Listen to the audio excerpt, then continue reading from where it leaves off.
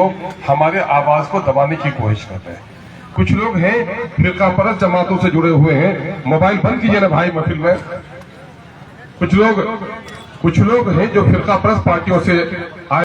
इसकी चीख को हम कभी फरामोश नहीं कर सकते, लेकिन क्या मुरादाबाद के ईदगाह में जो मुसलमानों की गर्दनें काटी गई कांग्रेस के जमाने में, जो भागलपुर में कांग्रेस की हुकूमत में हमारे लोगों को गोभी के खेतों में सुलाकर उसके सीने में गोभी की खेती की गई, क्या उसे हम कभी फरामोश कर सकते हैं? हम इमाम चुनने जा रहे हैं। मेरा इमाम बड़ी अच्छी क़िरात करता था, आवाज बड़ी सुरीली थी, नगमेगियत थी उनके क़िरात में, लेकिन इत्तेफाक से अगर उनके गले में खराश की कोई बीमारी हो गई हो, अब अगर उनकी आवाज नहीं निकलती हो, क्या वो में इमाम हो सकता है? यहाँ बहुत सारे उलमा मुफ्तियान हैं, क्या इमाम हो सकता है हमारा? वो इमाम नहीं हो सकता। जब तकबीर ऊंची आवाज में वो कह नहीं सकता है, क़िरात कर नहीं सकता है, तो फिक़ह का उसूल है ऐसे लोगों की इमामत दुरुस्त नहीं है। हमारे अकाबिरीन फरमाते हैं अगर एक मल्लाह हमारा कश्ती का था और बहुत ही मजबूत बाजू वाला था, तूफानों से कश्तियां निकालता था, लेकिन हादसे में अगर उसके बाजू टूट गए हैं तो क्या हमारी कश्ती का मल्लाह वो बन सकता है? अगर ऐसे लोगों को आपने अपने कश्ती का मल्लाह बनाया, क्या उस कश्ती के डूबने में कोई असर बाकी रह जाएगी? नहीं रह जाएगी। तो क्या ख्याल है आपका कांग्रेस के उम्मीदवार के ताल्लुक से? लोग तो कहते हैं अरे हम तो क़यादत के लिए उठे हैं, कांग्रेसियों तुम क़यादत नहीं कर सकते, तुम अपने नेता की अयादत के लिए जाओ, अयादत के लिए जाओ। हम उनके दोस्त हैं। हम चाहते हैं कि उस बेचारे ने 25-30 साल तक अमूर पैसा की जैसी भी वो खिदमत की है, लोगों ने कबूल किया था उनको। आज बेचारा उस लायक नहीं है, उसको आराम करने दो। तुम दुश्मन हो उनके। जो शख्स मुस्कुरा कर अपनी महफिलों में बोल नहीं सकता, जो अपने वजूद को लेकर चल नहीं सकता, दिल में कहीं उसकी तमन्ना नहीं है इलेक्शन लड़ने की, लेकिन कुछ लोग जबरिया तौर पर उसे उठा के लड़ा रहे हो।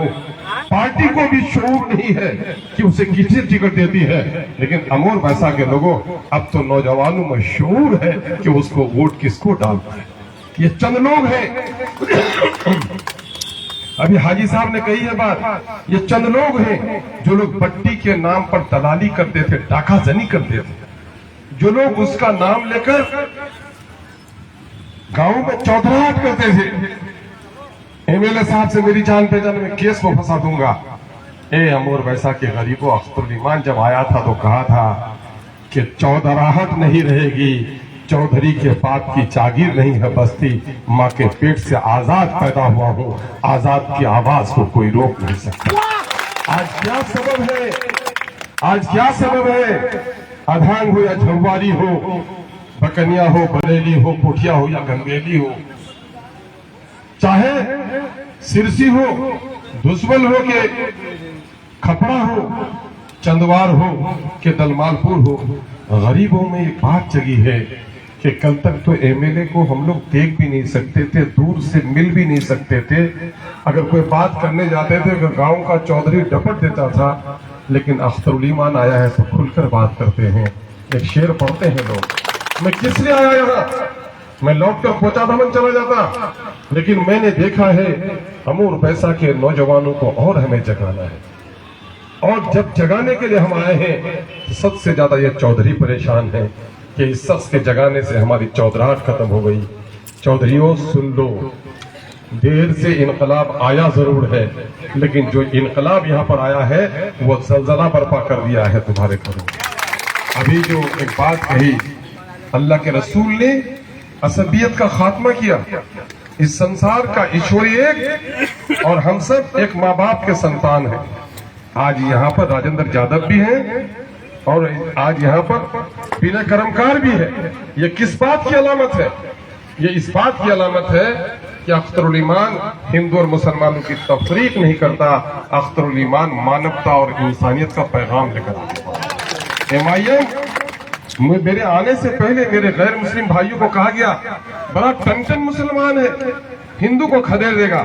है कोई माई का लाल, है कोई माई का लाल बिने मेरे साथ बात कर खाए या रामू ऋषिदेव बैठ कर खाए। अख्तरुल ईमान तो कहता है तुम मेरे भाई हो, खुदा की कसम तुम नहीं पहचानते मैं पहचानता हूँ कि तुम्हारे रगों में जो खून है उसी हवा और आदम का है जिसकी हम औलाद है। मेरे भाइयों, हम तो इस दीवार को मिटाने के लिए आए, इसलिए भाइयों आपको घबराने की जरूरत नहीं। प्यारे आका सल्लल्लाहु अलैहि वसल्लम की हदीस मुबारक है, या हमारे कई आलिम दीन हैं, मुफ्ती नईमुद्दीन साहब हैं, मौलाना तौकीर साहब हैं, मौलाना शाहजहां साहब हैं, मौलाना असहाबुद्दीन साहब मुफ्ती साहब हैं। यहाँ पर ये सारे लोगों की मौजूदगी में मैं गुफ्तगू कर रहा हूँ। प्यारे आका ने क्या सबक पढ़ाया?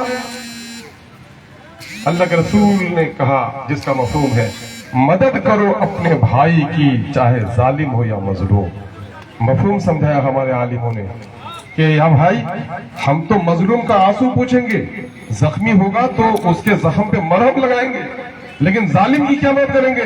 कहा कि जालिम जिस हाथ से जुल्म कर रहा है उस बाजू को मरोड़ दो ताकि जुल्म से बाज आ जाए और कल जहन्नम से बच जाए। मेरे भाइयों, आपसे भी मैं कहता हूं, आपके लिए भी मौका आया है कि मेरी भी मदद कीजिए।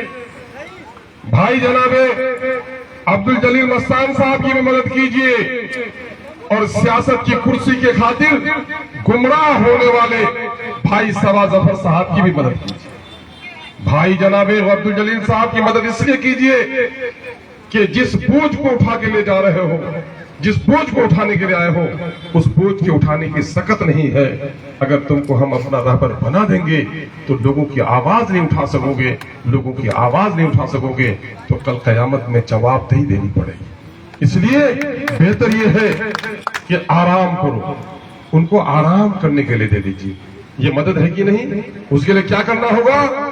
उनके जो चंद लोग हैं, कल हम एक जगह गुफ्तगू कर रहे थे कि बुढ़ा लरवानी चाचे और चौधरी लावक दबती चारी दे उठा, तो एक तो आदमी झगड़ गया हम लोगों से। मैंने कहा भाई आपके बारे में तो हम कुछ नहीं बोलते भाई, ऐसा नहीं बोल रहा, आप अपना वोट मांगिए। भाई हम अपना तो वोट मांगेंगे, लेकिन जो पहले वोट लिया है उस बेचारे की भी तो हमको मदद करनी है ना। तो चोर के दारी में तिनका चिड़ लगे उनको। मैं कह रहा हूं कि आज ईमानदारी से बोलिए, दिल पर हाथ रखकर, मस्तान साहब किसी महफिल में गुफ्तगू करने के लायक हैं? तो उस बेचारे की तबीयत में कभी देखा कि इलेक्शन लड़ेंगे ही हम? कहीं बयान आया उनको? ये जबर कर रहे हैं।